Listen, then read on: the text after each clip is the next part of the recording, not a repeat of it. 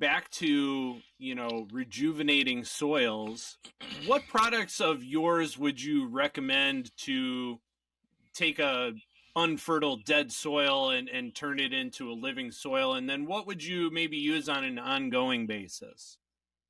Yeah, good question. So we have a client that is in the desert of northern Arizona, where it's true desert. I mean, you would have to walk for miles to find a single blade of grass. Mm-hmm. And so the amount of carbon in that soil is extremely low. It's not even measurable. It's so low. And, well, this client has a little micro farm on that site. Now, there's nothing really wrong with the site. It's not toxic. It's just desert and very, very arid. So we have been tracking that site now since about 2003. And I've been doing analysis of the soils. At the very beginning, the cation exchange capacity was lousy. The percent organic matter was lousy, non-existent. And the last time I checked it, the percent organic matter was at 12%, going 18 inches deep. Wow. So you can dig a hole 18 inches deep and you have black carbon-rich soil going down that deep. Man. And the cation exchange capacity has increased by double. And the pH has dropped tenfold. And which is what happened on my Arboretum site also. Mm-hmm. The pH dropped tenfold. So and what did we use? Well, we used mycorrhizal fungi. Fungus. Fungi is a singular, I guess. I've never been accused of being a good student of grammar. So anyway, mycorrhiza, which is a beneficial mutualistic fungus that helps feed plants, but it also grows a magnificent, huge biomass in the soil of a living substance. And so we use that. Then we also used bacteria. We used the TerraPro. I accuse the TerraPro of being a prebiotic. So a prebiotic is something that will correct the chemistry of the soil so that the probiotic can live there. So it fixes the environment, making an environment a friendly environment so that plants can live there, water will stay put, microbes can live there, etc. And it buffers any toxic chemistry. If you have a toxic chemistry, it'll buffer it. So we have TerraPro, mycorrhiza, bacteria, and then we feed them protein. Now, I don't grind up pinto beans anymore. I've tried a lot of different things. I've tried pinto beans, I've tried soybeans, I've tried guar gum beans. Those work really well. But nobody grows guar beans in the United States anymore. So, and so now what we're using is basically layer hen manure that is cooked. It's been cooked at very high temperatures to kill any of the histoplasmosis mold. So there's a lot of feathers in layer hen manure. There's a lot of feather down, and there's a lot of protein in that stuff. Mm-hmm. And so it gives us a nitrogen value of 4%. Not quite as good as guar beans. Guar beans was 6%. But 4% works. It's good enough. And so anyway, we're using that, and it's been fortified with some minerals, some rock dust minerals, to basically make sure that we're not deficient in minerals as well. Mm-hmm. And so that piece of property in Arizona now is a flourishing farm, produces a lot of food, and feeds a lot of families off of 11,000 square foot garden. I think the owner told me that she was feeding, gosh, I forget how many families now, but quite a few. It's a beautiful place. Nice. Rich, rich, rich topsoil. So that's one example. Another example is a mine tailing site, and I can't give you the name of it because I have a uh, uh, what do they call it? NDAs. Um, but basically, when they're mining for certain metals, I got to be careful how I word this. The resulting, when they use very powerful chemicals to extract the metals out of the ore, and after they've extracted the metals out of the ore, the remaining ore is what we call tailings, is extremely nasty stuff. Very caustic chemistry. If you were to hold this stuff in your hands, it would burn a hole through your hand. Some of the sites that this mining company had been accumulating these tailings on are over 100 years old. And they're in a part of the country that gets a lot of snow and a lot of rain. And even though they've been there weathering for 100 years, still nothing will grow there, and that stuff will still burn your hands if you touch it. Wow. So they were trying to stabilize the site, get vegetation to grow on it so they wouldn't be having dust storms blowing into the surrounding countryside, killing stuff. They tried everything. They tried biochar. That biochar never does anything. They tried compost. They tried a lot of stuff. Nothing worked. But when they tried TerraPro with my protein, within a couple of weeks of putting the TerraPro down, they were able to get grass to germinate and grow and live. Wow. It completely buffered out the toxic chemistry. Amazing. It is. This stuff works. Wow.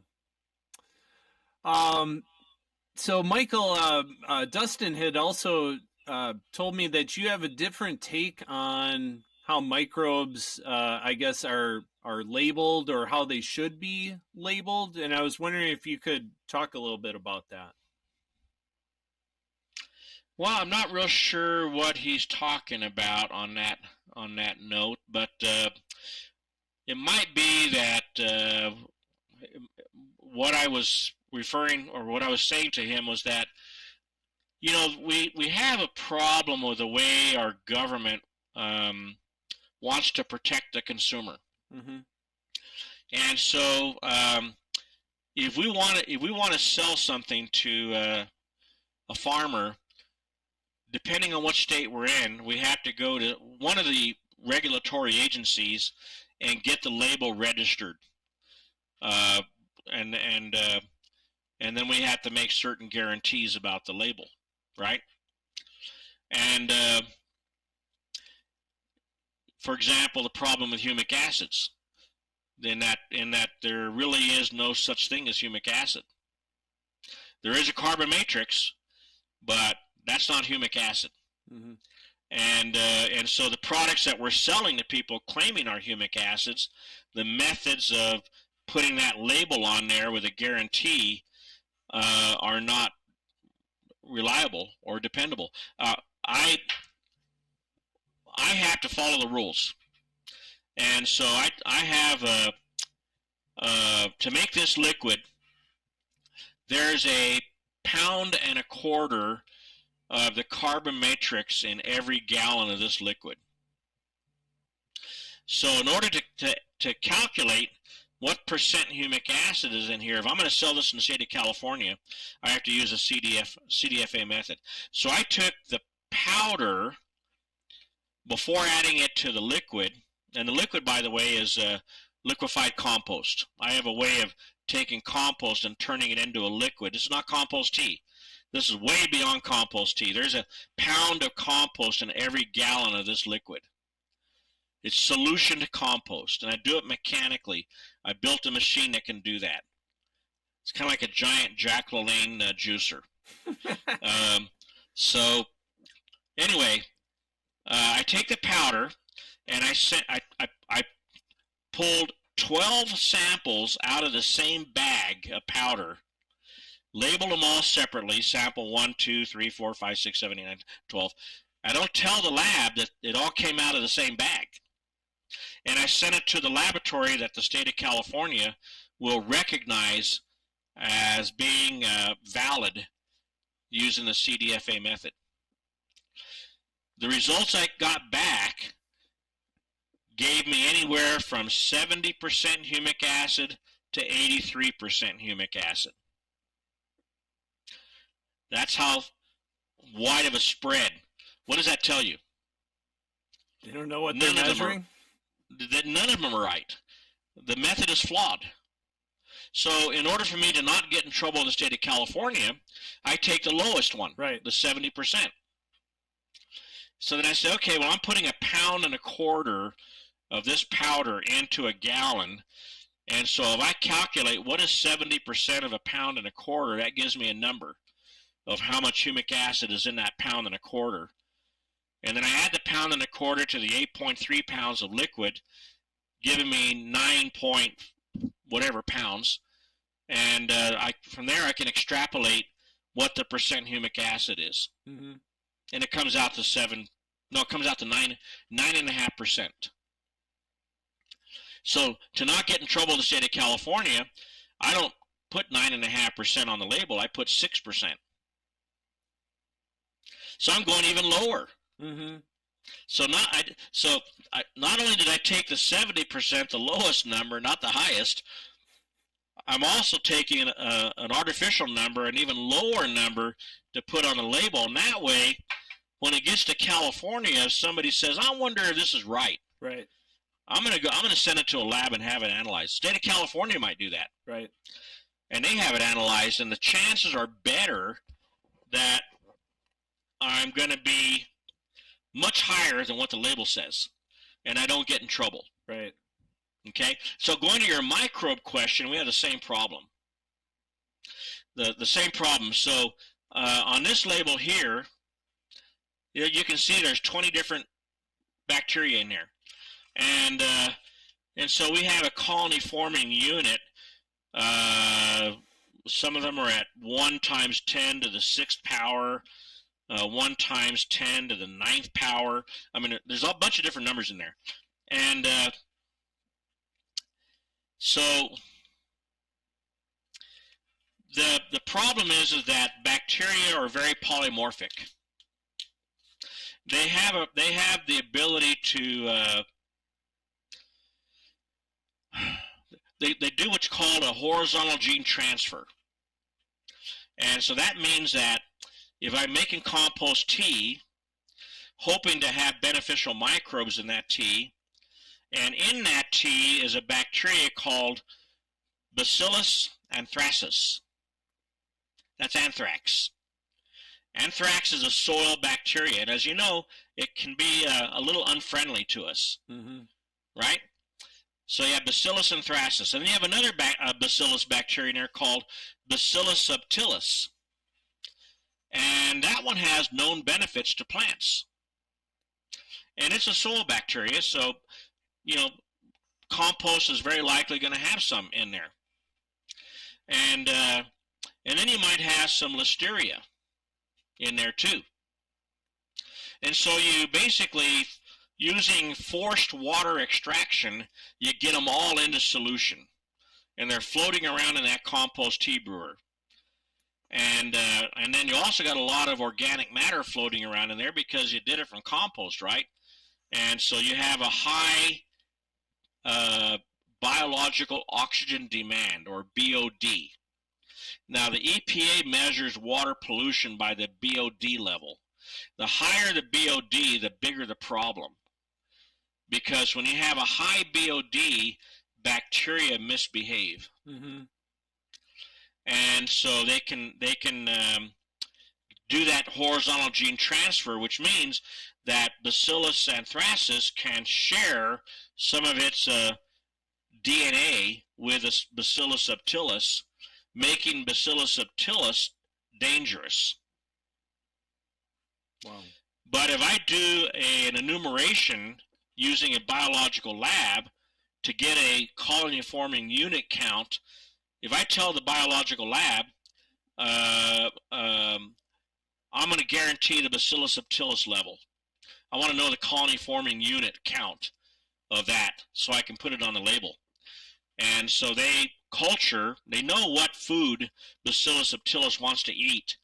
So they put the compost tea on that type of food and see who grows, and the Bacillus subtilis will grow in it because that's the food it likes, and then they can do a colony forming unit count. But what they can't see is the toxicity of Bacillus subtilis that it got from the Bacillus anthracis. You following me? Yes. And we call this hypervirulence.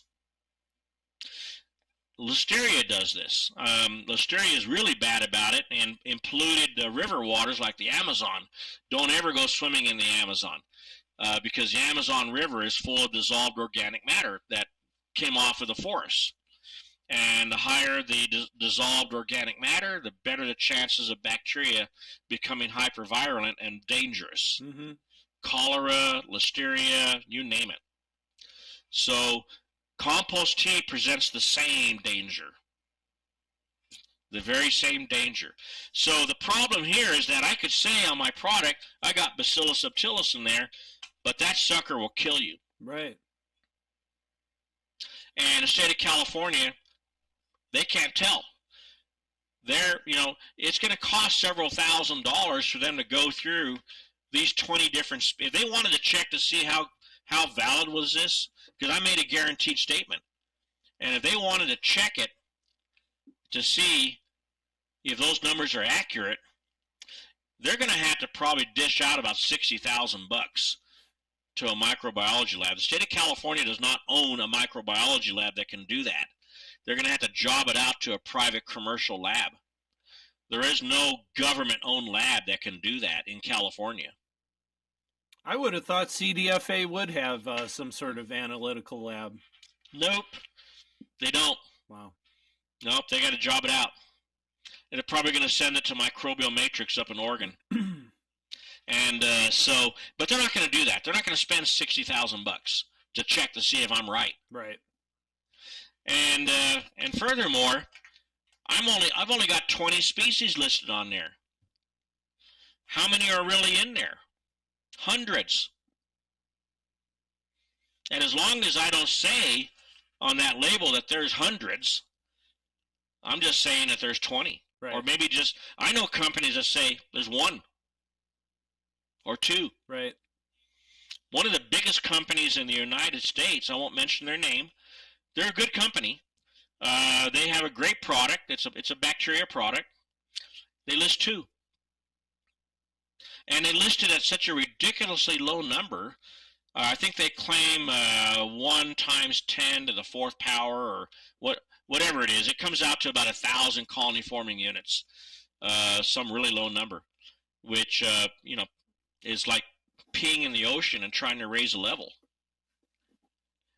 Their product works though, because the real number is much higher. They're just being careful so that if somebody tried to check them, they're going to discover the numbers are really much higher. Yeah. So if they're much higher, you're not cheating the customer. Yeah. And then over time, does the, viability of those microbes decrease? So then that also probably factors into their labeling decision? If you leave it as a liquid, yes.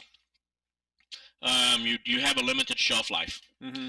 And so if you freeze dry it, your shelf life is much, much longer. It could be many, many years. Okay. And this is why if you go to your favorite health food store and you buy a probiotic for yourself and it's in a capsule, those bacteria have been freeze dried. Okay. In order to give you longer shelf life.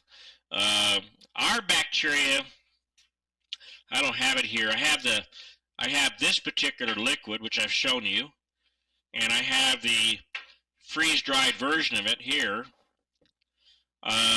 But I have another one that is a co-fermentation bacteria. And that one, we have, again, metagenomics on it and functional group studies and colony forming unit studies, and there's hundreds of species in that one. And that one we have been able to stabilize it so that it stays viable for several years as a liquid. And so we've tested brand new product and compared it to really old product, and we get the same numbers. Nice. And it has no bad aroma. It doesn't smell like a rotting body. You know, some of them will. Some of these liquid products sold by some companies, you know, you open up the bottle and, woo, man, stinks to high heaven. Mm-hmm. And you get a lot of hydrogen sulfides coming off of it, and probably went bad. Right. With ours, no. And it looks like this fulvic. It has that amber color to it, real clean looking.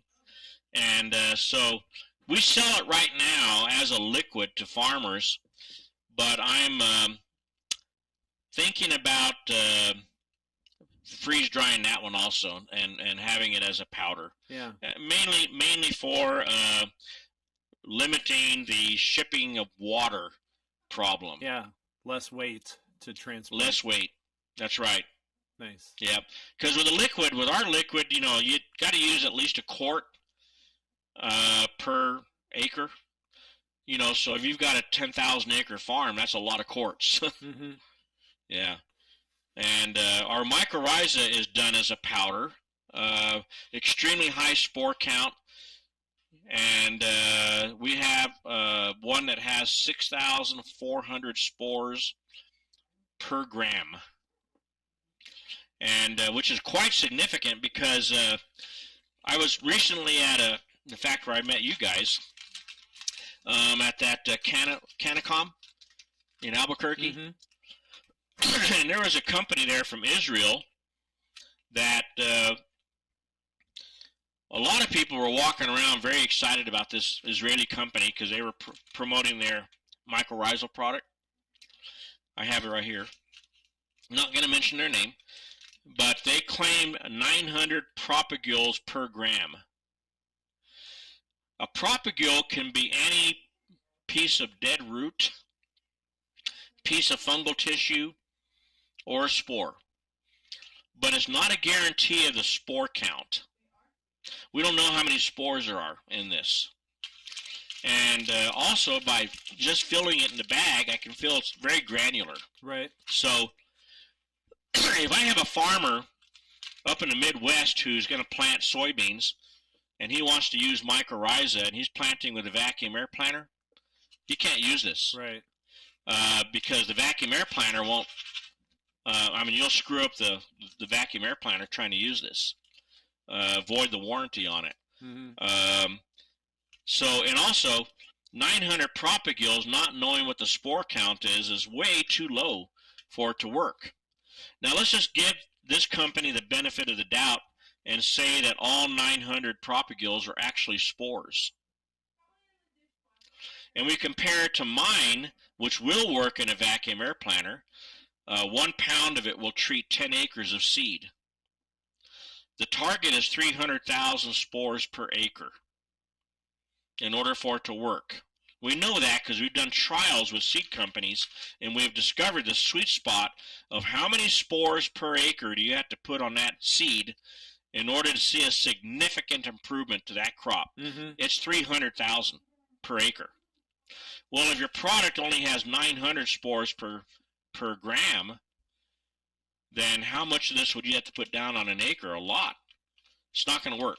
Right. So mine has 6,400 spores guaranteed per gram.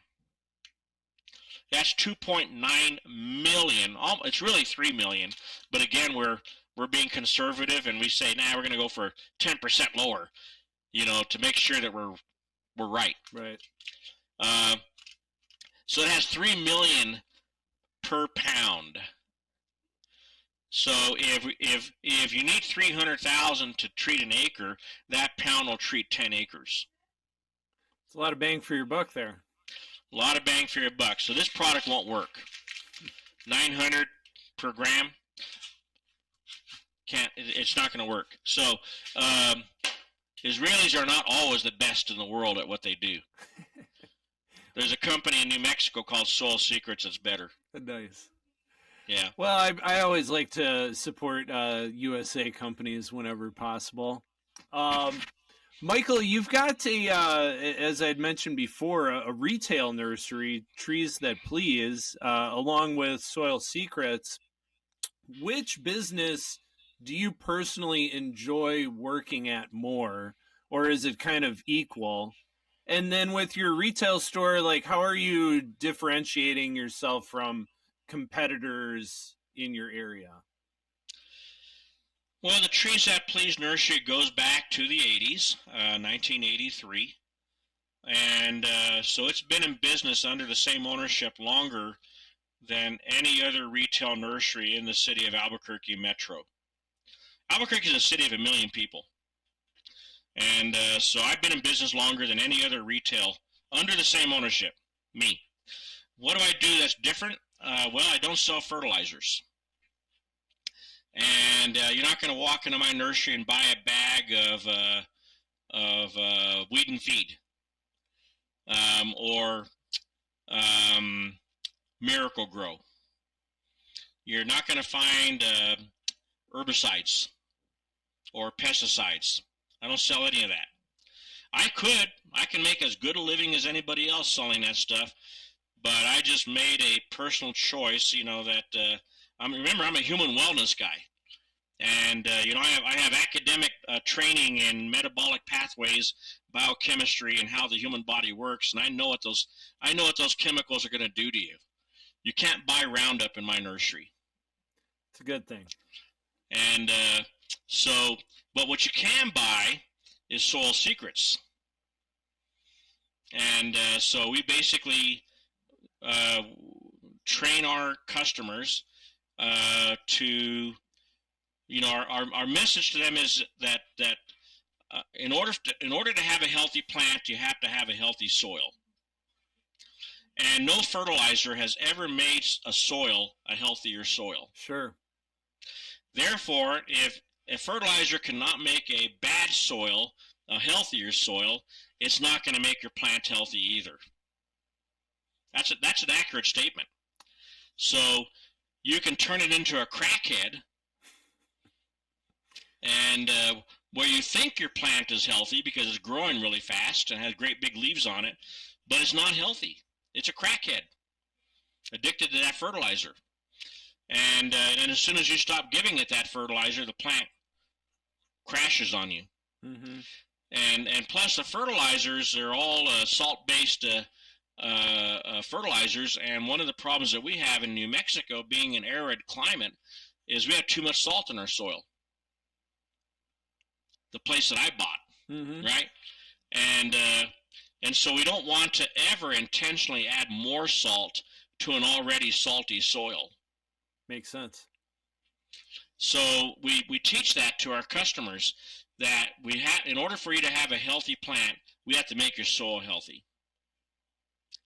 And I put some of the responsibility of that on my customer, right? Because they're the ones that's got to do the work, not you. Well, yeah, I mean, if they want to give me a contract to go over there and take care of that tree for them, then the responsibility is on my side. Mm-hmm. But if they're gonna take it home and plant it and take care of it, the responsibility is on their side. Yep. Now, the other thing that Trees That Please does that no other retail nursery in Albuquerque will do is that we grow a lot of the native trees of New Mexico. Remember, I told you we have a lot of native oaks, and these oaks are beautiful trees that make great urban trees. They're great for landscaping. They're very drought tolerant. Where they grow in New Mexico is where the desert meets up with our mountain ranges. We call it the desert edge. So if you look at any mountain range in New Mexico, at the bottom of the mountain, where the Chihuahuan Desert touches that mountain, that's going to be your oak woodland zone, which is where Albuquerque is. Mm-hmm. So how much rain do we get? How much precipitation do we get in that zone? Somewhere between 12 to 15 inches annually. Pretty arid. Mm-hmm. And so these trees still grow into great big trees, and they grow fast. And they live, I counted the growth rings on one of our native trees that was chopped down in southern New Mexico. It was an emery oak, Quercus emeryi. and the landowner cut it down because the branches were hanging over his cabins. He had a resort, and they were hanging over the cabins. The crown spread on this tree covered an entire acre of land. One tree. Wow. And it was a national champion tree of its species. He cut it down because he was afraid the branches were going to fall and crush these cabins. I counted the growth rings, and there was no heart rot in this thing whatsoever. This was a solid tree. I counted the growth rings, and it was 1,200 years old. Wow. Yeah. And so we grow these trees, and we sell them to our retail customers. They come in asking for junk, because they don't know better. They moved here from Denver, Colorado, and in Denver, Colorado, they like to plant Modesto ash, or green ash, or white ash, or silver maple. Sure. And they moved down to Albuquerque or into my town, Los Lunas, and they walk into my nursery and they say, I want a green ash. We don't have it.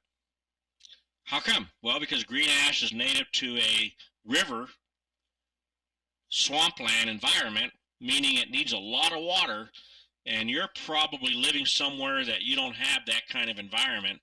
It's better if we can sell you a tree that can take a more arid environment, and that way you don't have a problem on your hands for the rest of the time that you're owning that home. So we grow them, and I have under production at any given time tens of thousands of them. Also, Trees That Please is our depot for distribution of Soil Secrets products. So any shipping that we have, semi-loads that are going out to farmers in Montana or Washington State or Mexico or wherever, it's handled by the Soil Secrets Company. Nice. And I do contract growing of stuff in my. I have a big lab building that I built at Trees That Please. That is a controlled environment. And I have high-tech, the best LED lights that money can buy in there. And I can do contract growing of anything in there for somebody. So if you wanted me to grow for you cannabis, do cloning and or seedling production, I can do it. Very cool. And so we do a lot of that as well. Nice. I have to imagine that your approach to customers at Trees That Please might rub a few customers the wrong way, but at the same time, those probably aren't the customers that you really want long term. You want the customers that are like a sponge and want to take in the information, not the hard. And a lot of them, you're exactly right, and unfortunately, and the proof is in the longevity of the company. The Trees That Please property is a big property. It's the largest, not only is it the oldest, but it's the largest retail nursery in the Albuquerque metro. And it's an arboretum. Now, it's not the same arboretum as the other one. This is the new site. This is the new arboretum. But I've already got planted on this site an apple orchard with 185 different kinds of apple trees. That's amazing. 185. A lot of people probably don't even know that there's that many varieties of apples in existence. That's right. And so during the time of year when the apples are ripening, you can walk through that apple orchard and sample them, and see which ones you like best. I've also got growing on that site a very rare redwood species that was found by me in the mountains of southern New Mexico. The two parent trees that I collected the seed off of were destroyed by a forest fire in 2012. So as far as I know, it's extinct in the wild. Wow. But I have this species growing on my nursery grounds, and they're about 60 feet tall now. They're big trees. The trunks on them I can't reach all the way around the trunks. That's how big they are. Yeah. I started them from seed about 22 years ago. And I have a bunch of different kinds of oak trees and maple trees and a fruit orchard, peaches, apricots, plums, pecan, walnuts, lots of different kinds of trees on this property. How many acres is that? Well, I'm always wrong about this number. I'm always saying that it's 5.9 acres. Okay. And but my girlfriend tells me that it's not. That it's less than that, like 4.9 or something like that. But I think it's 5.9. Well, most guys, we tend to overestimate things. Yeah, that's true. So, but it has several greenhouses on the site and a big lab building. It's a 4,000 square foot lab building. Oh, okay. Nice. And yeah.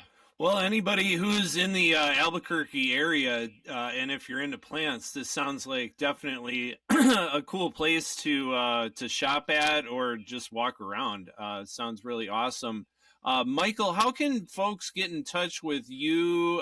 Get to any websites that you've got, and then are you on social media at all? Yeah, we do.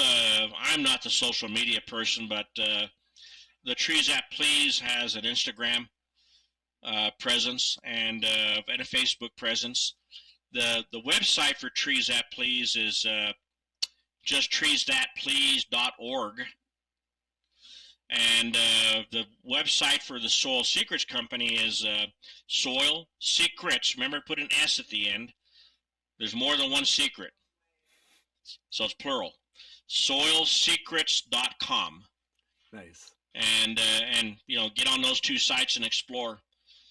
And then to contact me personally, you're welcome to send me an email. It's an easy one. Michael@soilsecrets.com. Love it. Yeah. Well, Michael, I was told that you were an interesting, informative guy, and I have to say that lived up to the projections. So this has been a really informative interview for me. I've learned and relearned a lot of things that I've seen over the years. So this has been a great interview. Thank you so much for your time. Yeah, I enjoyed it. And yeah, if you ever get to New Mexico, we are a suburb city of Albuquerque on the south end of the city. My nursery sits about a half a mile from the Rio Grande, which is flooding right now from the snow melt up in the mountains of northern New Mexico and southern Colorado. And so our river is about 4 feet deep in the surrounding tree forest. There's a gallery forest of cottonwoods that follow the river, and we call it the bosque. And so right now the river is about 4 feet deep in the bosque. Wow. And flooding. So it's been that way now for several months, and we expect it to stay that way for about another month. So I'm about a half a mile from that in the floodplain. I can dig a hole about 5 feet deep on my nursery ground, and I'll hit water. And so we're roughly about 20 miles south of the city of Albuquerque. Nice. And well, I'm a big Apple fan, so I'm gonna come by hopefully in the fall sometime and do a little sampling. Yeah, you should. Man, there's some apples that I have from Afghanistan that are like a big crab apple. They're about that big. Man, they are delicious. Really, really good tasting. So I have apples from Afghanistan, from Russia, Romania, all over the place. Nice. Well, again, Michael, this was a really great interview, and thank you so much for your time. Really appreciate it. Yeah. Well, thank you, Eric. I sure enjoyed it.